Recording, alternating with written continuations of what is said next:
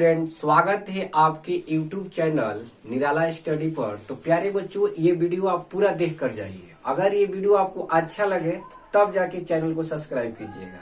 तो ये वीडियो में हमारे प्रिय छात्र अमरनाथ जो हैं वो कमेंट किए हैं कि 1 डिग्री, 2 डिग्री और 3 डिग्री एल्कोहल में आप अंतर बता दीजिए।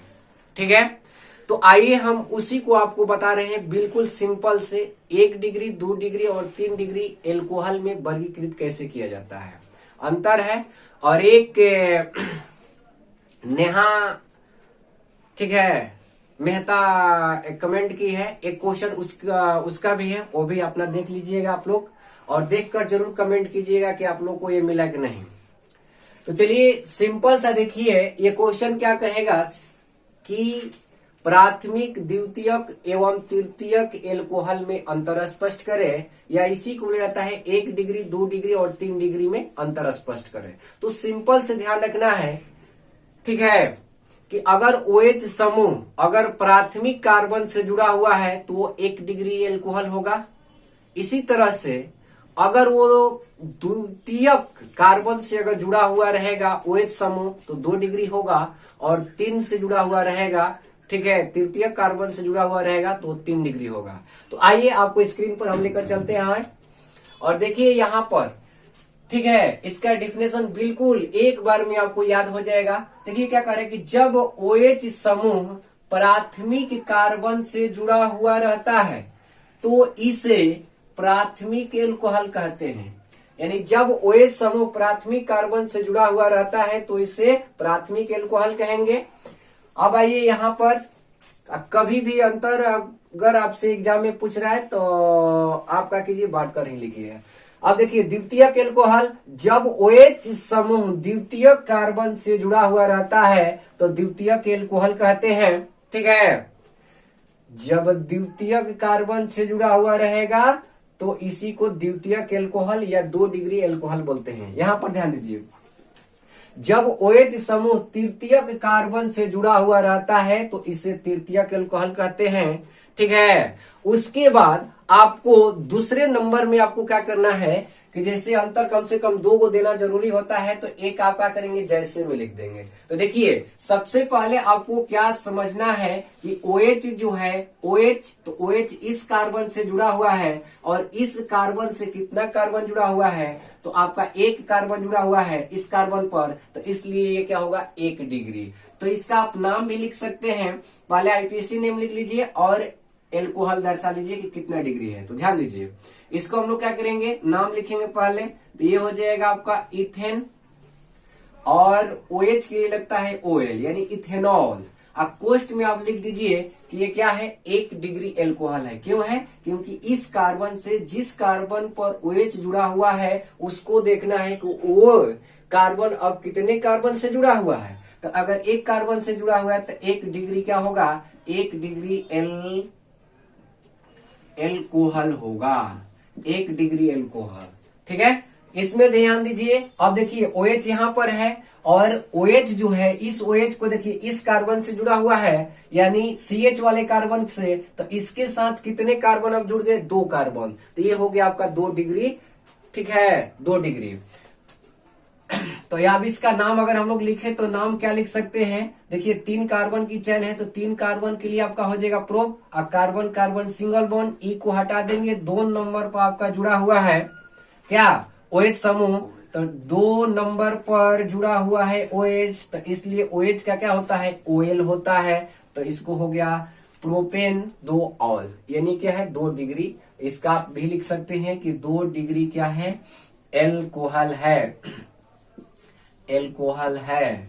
ठीक है, इसी तरह से आइए हम लोग तीसरा को देख लेते हैं। तो तीसरा ध्यान दीजिए, अब यहां से 1 2 3 कैसे समझ में आ रहा है। सबसे पहले OH को पकड़िए, और OH को देखिए इस कार्बन से जुड़ा हुआ है बीच वाले कार्बन पर, और इस कार्बन से कितना कार्बन जुड़ा हुआ है, अगर 3 वो कार्बन इसी पर सीधे अगर जुड़ गया है तो इसी को बोला जाता है 3 डिग्री क्या, एल्कोहल। तो ध्यान दीजिए, अब इसका ये आपका मेन चेन हो जाएगा, ये हो गया क्या, साइड चेन। तो साइड चेन को पहले अगर IPSC नेम लिखना है तो इसका IPSC नेम हो जाएगा 2 मिथाइल और टोटल कार्बन कितना है 3, तो 3 के लिए हो गया प्रोप। और कार्बन कार्बन क्या है सिंगल बॉन्ड, और OH के लिए क्या लगता है E यहाँ पर होगा सिंगल बॉन्ड के लिए, लेकिन E को हटा देंगे और OH कितने नंबर पर आया 2 नंबर पर, तो 2 लिख देंगे OL। ये हो गया IUPAC नेम। और इसमें आप दर्शा दीजिए कि कितना डिग्री एल्कोहल है, तो सिंपल से आपको लिख लेना है कि 3 डिग्री एल्कोहल, 3 डिग्री एल्कोहल। तो प्यारे बच्चों यही हो गया आपका प्राथमिक, द्वितीयक और तृतीयक एल्कोहल में अंतर। अब आइए एक क्वेश्चन है कि XeO3 को कैसे हम लोग प्राप्त करते हैं, XeO3, ठीक है। ये भी कमेंट्री क्वेश्चन है और गेस भी किया गया है क्वेश्चन, तो ध्यान दीजिए। सिंपल से Xe और F4 के साथ अगर जल के साथ जब आप अभिक्रिया कराएंगे तो Xe बाहर होता है और Xe और O3 बनेगा, प्राप्त होगा, और HF भी बाहर हो जाता है। और यहाँ से खास चीज है कि जीवनदायी ऑक्सीजन गैस भी मिलता है। यह अभिक्रिया कराने से आपको बहुत प्रॉफिट भी है कि आप जानते हैं कि ऑक्सीजन कितना अनिवार्य है किसी भी जंतु के लिए या किसी भी जीव के लिए, या कुछ भी कहिए, जो भी हम लोग का है तो ऑक्सीजन क्या है जरूरत है, तो इसे कराने से तो ऑक्सीजन ही मिल रहा है, तो अच्छा बात है। अब देखिए सिंपल से ये क्वेश्चन क्या कह रहा है इस क्वेश्चन की कि XeO3 जो है ये कैसे प्राप्त किया जाता है, ठीक है, और इसका एक समीकरण भी लिखना है और इसका संरचना भी बनाना है। तो आइए बिल्कुल इजी से ध्यान दीजिए, एक स्टेप को यहाँ पर समझिए। देखिए Xe परमाणु का आकार एवं आयनन विभव का मान अन्य अक्रिय गैसों की अपेक्षा क्या होता है कम होने के कारण, यानी इसका जो होता है आयनन विभव और अन्य अक्रिय गैस की अपेक्षा इसका क्या होता है कि कम होता है। कम होने के कारण Xe जो है यानी जेनॉन जो है केवल रासायनिक यौगिक बनाता है। ये भी आपको ध्यान रखना है, केवल अक्रिय गैस में कौन यौगिक बनाता है, यानी Xe जेनॉन, ठीक है। अब देखिए एक इसका समीकरण लिखना था, तो F4 और जल के साथ अभिक्रिया करें। ये जो आगे लगा हुआ है ये हम बैलेंस कर दिए हैं ताकि आपको दिक्कत ना हो और ज्यादा टाइम ना लगे, ठीक है। अब देखिए ये हो गया आपका, प्राप्त हो गया XeO3। यहाँ पर आपको 24 गो HF निकल जाएगा और ऑक्सीजन भी गैस निकलेगा। अब बैलेंस कर आप लोग भी देख लीजिएगा, कहीं पर त्रुटि भी हो सकता है, तो इसको आपको देखना है, ध्यान रखना है, बैलेंस जरूर करना है, मिला लेना है। देखिए 12 दूनी 24 गो हाइड्रोजन, तो इधर भी आपका 24 गो हाइड्रोजन है, ऑक्सीजन 3 दूनी 6, 3 दूनी 6, 6 दूनी कितना 12, तो 12 गो आपका ऑक्सीजन भी है, ठीक है, बिल्कुल सही है। XeF4 है, ध्यान दीजिए। तो अब यहाँ पर Xe यहाँ पर कितना हो गया हम लोग का Xe, ध्यान दीजिए कि 4 2 6 गो हो गया। तो यहाँ पर आपको क्या करना पड़ेगा 6 से गुणा कर लीजिए, क्योंकि Xe इधर कितना हो रहा है 6 गो हो रहा है, ध्यान दीजिए। अब आपका 6 का 24 गो हो गया क्या F, तो यहाँ पर भी तो F है 24 गो, ठीक है। बाकी देखिए कौन कौन, ये देखिए ये वाला जो है ये सब बैलेंस किया गया है, ये सब क्या किया गया है बैलेंस किया गया है, इसीलिए आगे ये डिजिट आया है, संख्या है।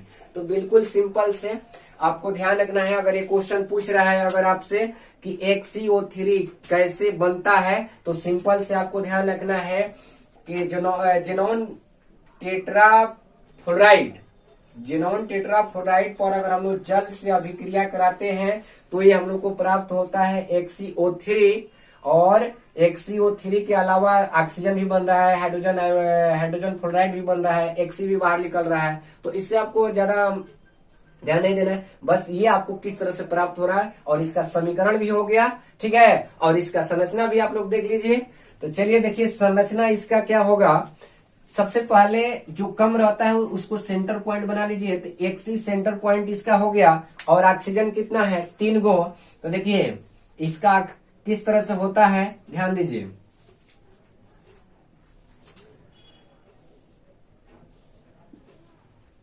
ये डबल बॉन्ड से सब रहेगा, ठीक है। और देखिए और एक आपका यहाँ पर लोन पेयर भी इसके पास रहता है, ठीक है, इसको बनाया जाता है ऐसे, ठीक। यही इसका संरचना हो गया। अगर इसका संरचना पूछे तो देखिए इसका संरचना आपका क्या होगा, चतुष्फलकीय होगा। इस तरह से संरचना आपको बना देना है, ठीक है। ये आपका लोन पेयर है और इसके पास भी आप लोन पेयर दर्शा सकते हैं।